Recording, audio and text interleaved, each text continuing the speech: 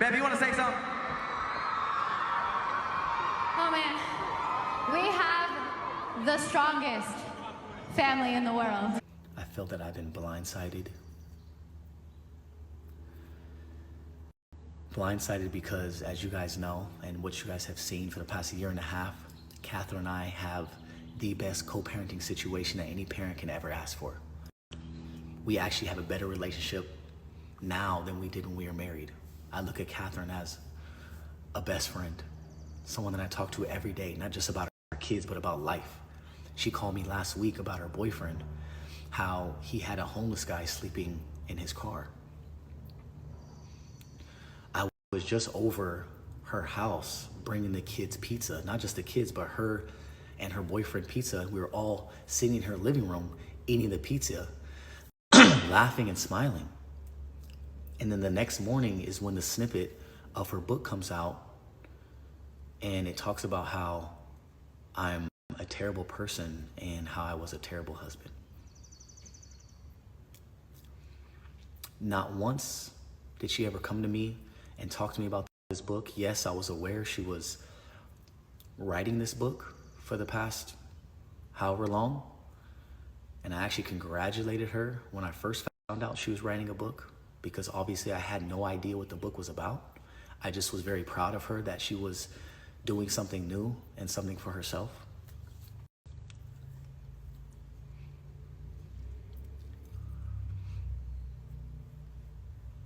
For those of you who don't know what I'm talking about, Catherine recently just released a snippet of her book that she wrote alongside a professional author that helped her write this book. And the book was manipulated, and she did not tell the full truth, which is why I'm here today to tell you guys the full truth and to tell you guys what really happened. I don't know about you guys, but I find it very odd that the first chapter of her book is about me and not about her. It's about me and how I was a terrible person and a terrible husband, when this book is supposed to be an autobiography about her life. It could have been about anything else. She talks about her family in the book. She talks about ayahuasca. She talks about her new guy. But she wanted to use me in this snippet to reel everybody in for clickbait and to monetize from the book. Usually when someone writes an autobiography about their life, it starts with, hey, my name is. Not Dolores. That's definitely not how she started it. And that's why I feel like it was a setup. Reason why I say a setup is because when we went through our separation and we decided to announce it to the world, her and I were trying to figure out what was the best way of doing it. I felt the best way of doing it was coming out with a YouTube video together, her and I side by side. And I even told her that, hey, I'll do all the talking, I'll take full accountability for my actions and all the mistakes that I've made. I said, you don't have to say anything if you don't want. Even though you've made mistakes and I've made mistakes, I'll go ahead and take all the blame. She didn't want to do that. So it left me with no choice but to make my own video. I decided to make my own YouTube video, and in that video, I basically exposed myself. And it's crazy because I still have that video today, which I'm going to show you guys right now. Here's the video. The video is over 30 minutes long, so obviously I'm not going to share the whole video, but I'm just going to share a short snippet to show you guys that I did make this video. It caused me to seek it elsewhere. It caused me to make bad decisions. I admit, I've failed as a husband. So, as you guys can see, it was 30 minutes of the video of me just exposing myself. And I obviously shared that video with her to get her approval before posting it. And long story short, she didn't want me to post it. And this is what she had to say about it. Also want you guys to know that I'm gonna have receipts throughout this entire video. And the reason why I have some of these receipts is because I knew that one day there was a possibility of something like this happening. And you guys have seen it time and time again, where couples break up and there's always some sort of exposing. And so I just wanted to be able to have my own truth just in case something like this happened. And this is why I have certain recordings.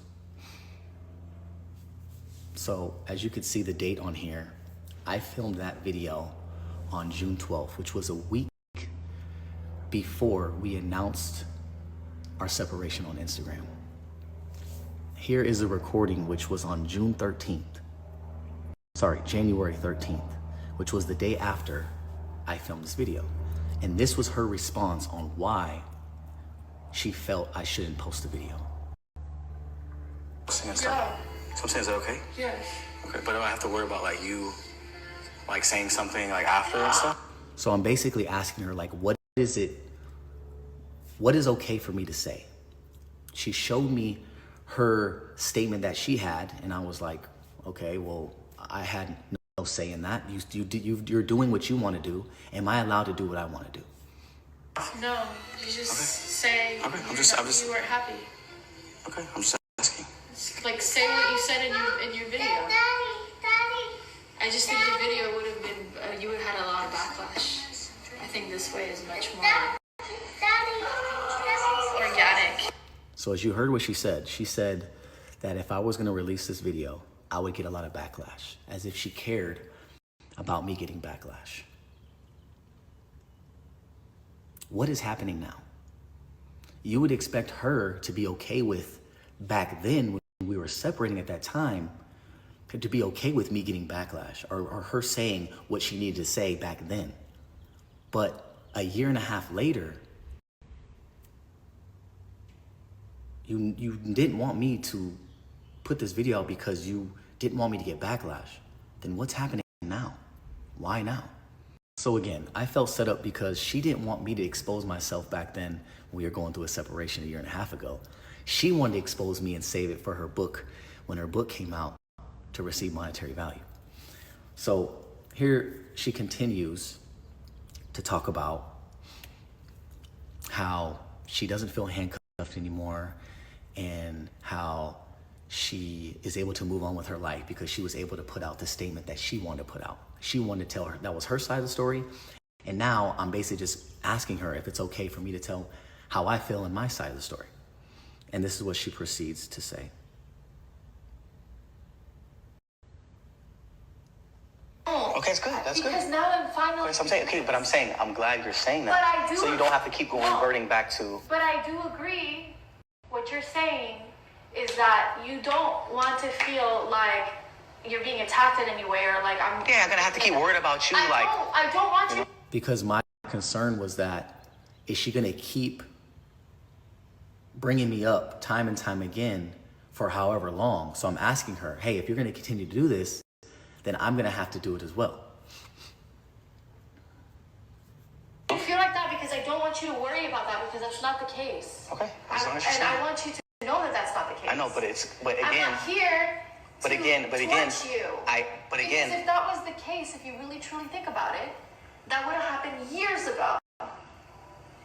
If that was really my way, my Yeah, but you know how people are over after breakups. It's like, no, I'm not saying you. I'm saying in general, right? Would you agree that women are like, sure, they they're keep, fucked up. yeah, they It's keep, fucking weird. they keep Yeah. fucking being playing the victim. Like, I fucking can't oh stand my that shit. God, that's what I'm saying.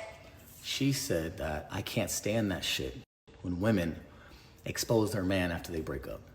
They're fucking weird. That's literally what she said.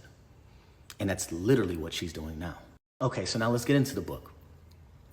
She talks about a specific event and a moment in that event to basically define my character and to show that that is proof that I had another girl there that I was supposedly talking to and I was cheating on her with, when that is not true at all.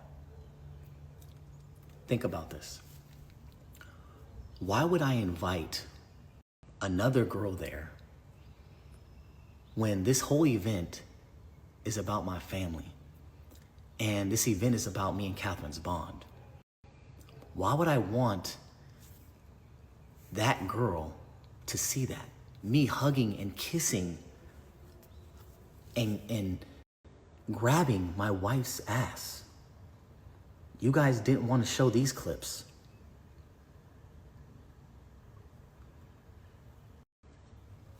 Me holding my wife's hand.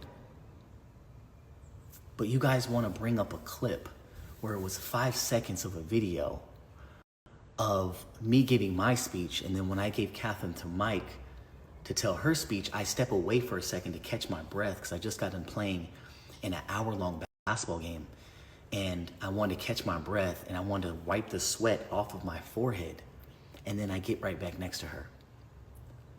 She wants to use that specific moment out of all the 10 years we've ever been through anything to define me as a terrible person and a terrible husband. I'll show you the clip just in case you guys didn't see it. It's all over TikTok. But just so if you can see it for yourself. In this clip, it shows you that when I grab the mic to give my speech, my arm is completely around her the entire time. But you guys want to clip the part where I take a step away.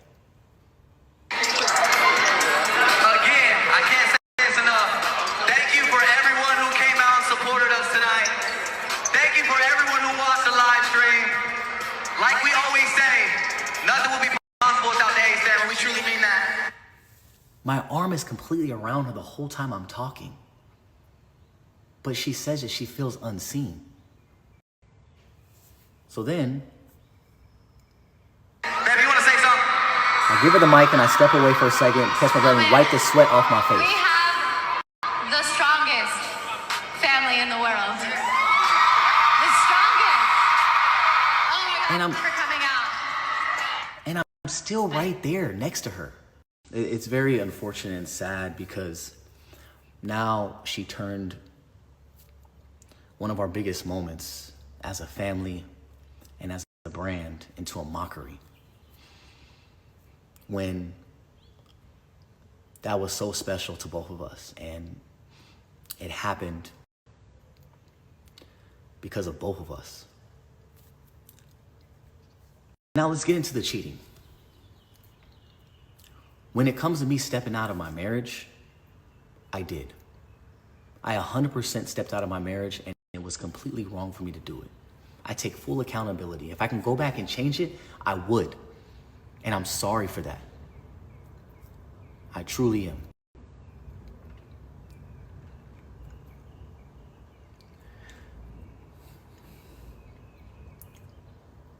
But when it comes to her acting like she had no idea what was going on, that is a complete lie. Catherine knew what I was dealing with for a very long time.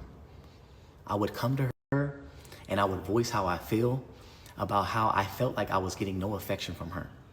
There was a year period where we had no sex, and I would vent to her telling her what I needed.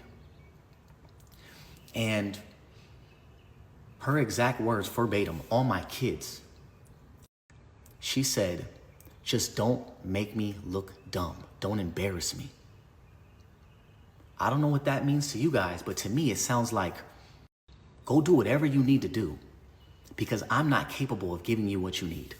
So Catherine tells you guys that back in 2018, 2019, I basically ruined her life because I stepped out of our marriage and she had no idea, when that is not true at all. She knew exactly what I was doing and when I was doing it. So much to where she stayed with me another 5-6 years after that.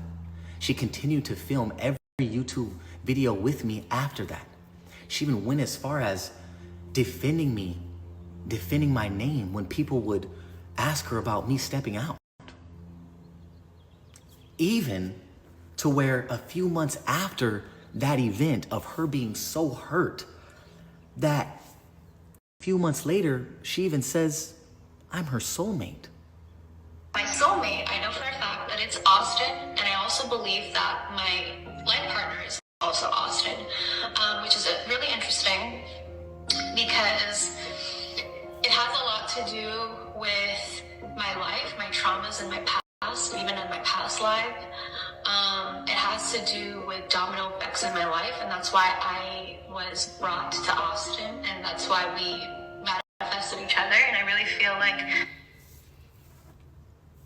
So someone that is so hurt and so embarrassed and so unseen, a few months later that this video was recorded, you can go and check it out on our YouTube channel, she says that I'm her soulmate and life partner. Someone that is destroyed would never say that. I wasn't even in that video. That was all on her. I wasn't sitting next to her. She did that on her own. At this point, there was rumors that came out, never pictures or videos, because one thing she said was, just don't embarrass me. So I did what I needed to do in private, even though there were still rumors that came out. And when the rumors started coming out, that's when she then really didn't give a fuck. She said many a times in videos, there's a video here where she just doesn't care. Okay, so nobody knows the truth. The tears and the yelling. Nobody knows what I went through. We're a fucking team, bro. Like, I don't give a shit. Like, I'm sorry. Give like, a shit. I'm not sorry, but I'm sorry. Like, I just don't care. What the hell happened?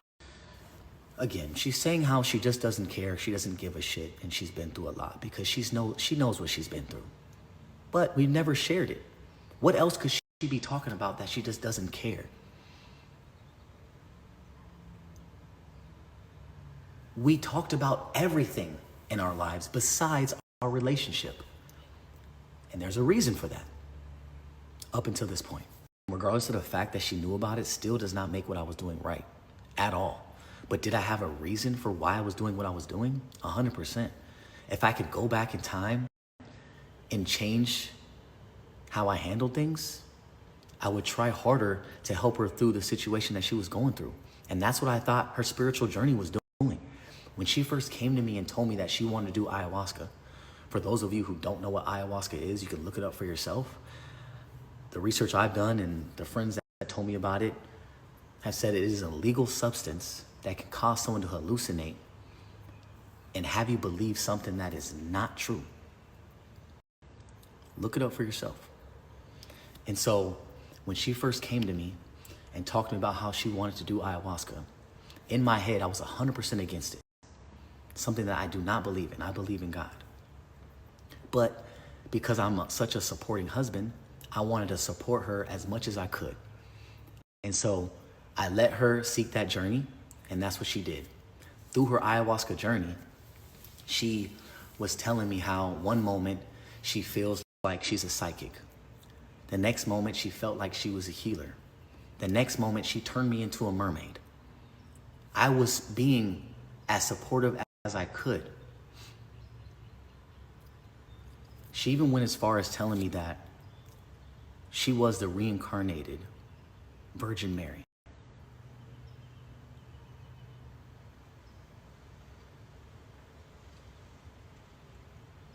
And that she no longer wanted to have sex with me and she didn't want to use her body in that way. You guys put yourself in my shoes, and if your significant other told you that they were the Virgin Mary and no longer wanted to have sex with you, what would you do? So as she was getting more connected to the spiritual side, we started growing further apart. And it was really sad because our conversations were only about spirituality and I couldn't relate. And it got so bad to the point where she was doing it once a month. She became addicted. Usually people do it once, maybe twice, maybe 3 times in their entire life, but she was doing it once a month. And this is where, during this process and her going out, traveling and going on retreats, she found somebody. And I came across their messages and I didn't know what to make of it. I couldn't comprehend it, I couldn't understand it. But she told me that they were friends that met through their spiritual journey on one of these retreats. Just friends. Here are the messages that I came across that I didn't know what to think of it. And that's why I took her word and believed her because I had no idea what the fuck this meant.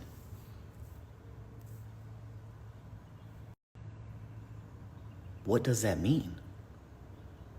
What type of language is that? No idea. But as time was going on, it started to show that this is somebody that she was connecting with. And unfortunately, when you guys found out, I found out way, way before then.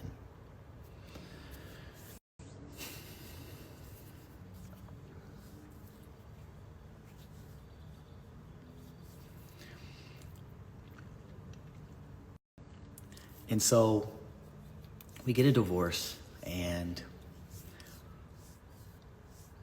we go our separate ways.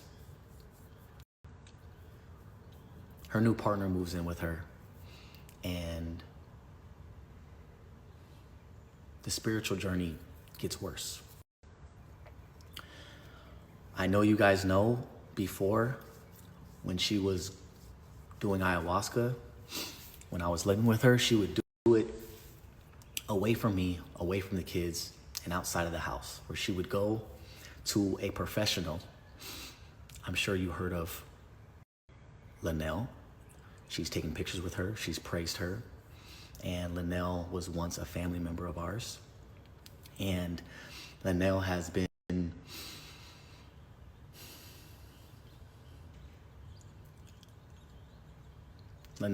a professional in this field and has been studying this field for damn near 15, 20 years. And when Catherine got her own spot and she was living with her boyfriend, she decided to take Linnell's business away from her clientele, and decided to do the ayahuasca ceremonies and her hosting them at her house, in her home where my kids lay their head.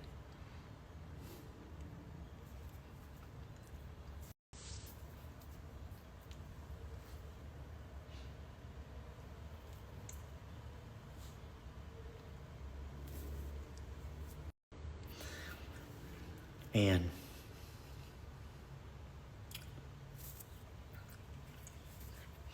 it got so bad.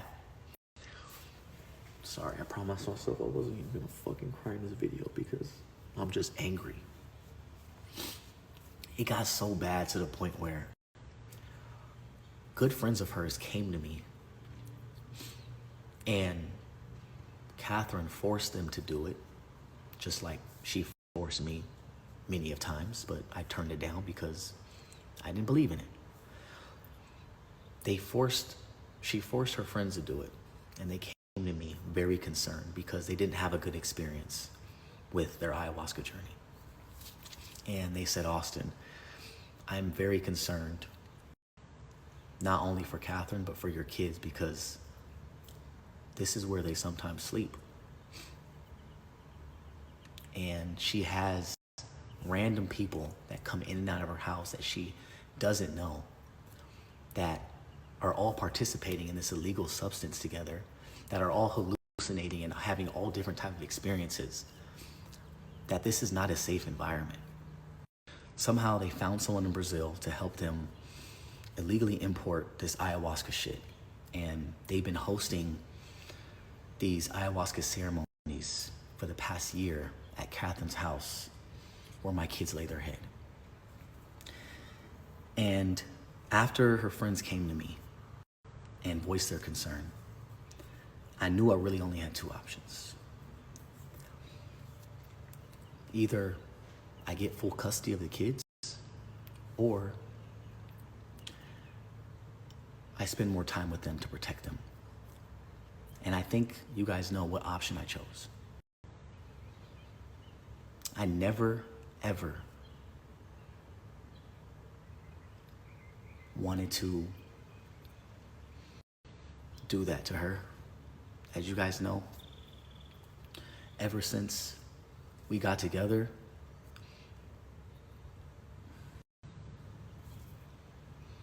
I've showed so much love to that woman. And that's something that I can never do to her and that I would never do to the kids. But when I hear that she is also educating my kids on what ayahuasca is, and that she is telling me that soon they will be able to experience ayahuasca if they want. And the reason why that is so scary is because here is a photo of all of them in Catherine's house experiencing the ayahuasca journey that they had together.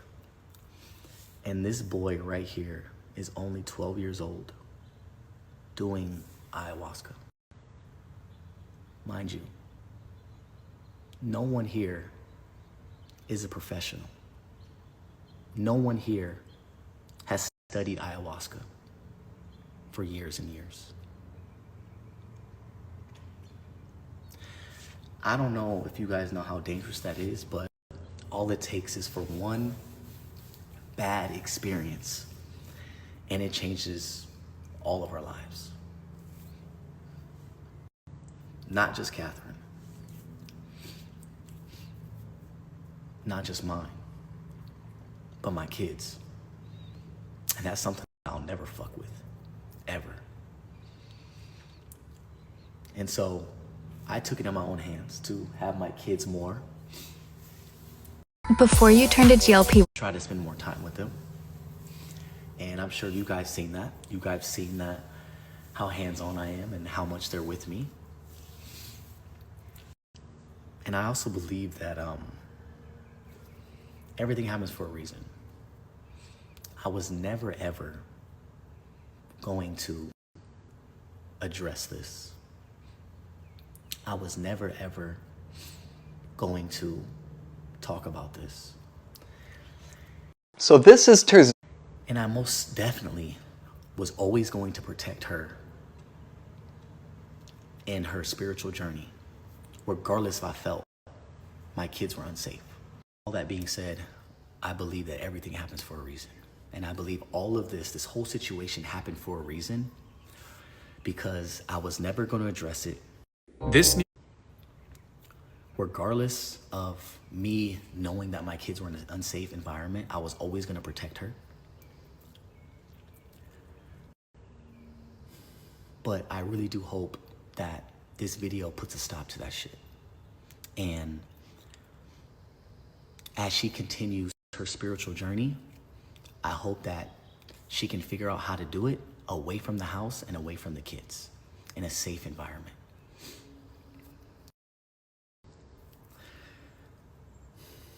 And when it comes to the things that she said about me in that book, I'm going to repeat this one last time.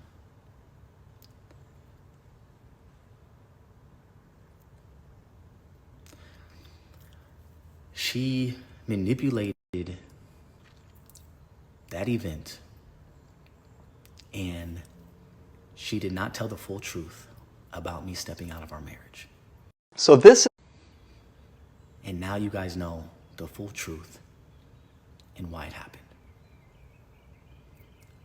Again, I'm going to repeat over and over again that I am completely wrong for doing what I did. I take full accountability. I have grown. I am not that person anymore. We're talking 6-7 years ago. This is what is. And it just saddens me that someone who is at peace and is enlightened and spiritually woke,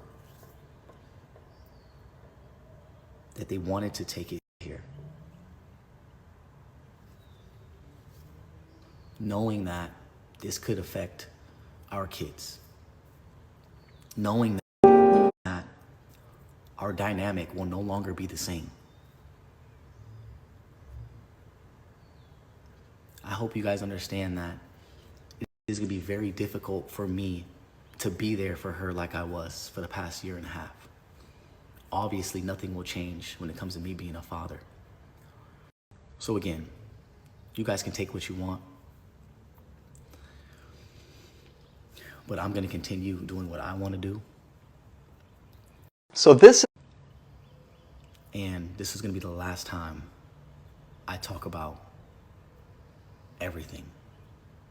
Regardless if she wants to continue to talk about it and continue to write books about me, I'm gonna move forward and focus on myself, because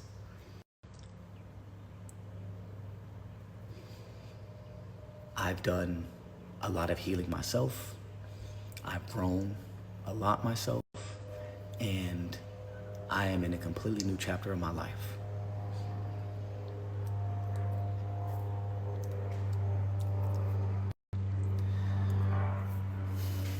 I appreciate you guys for listening. If you listened all the way through, it does mean a lot. But I'll be back to my regular schedule tomorrow.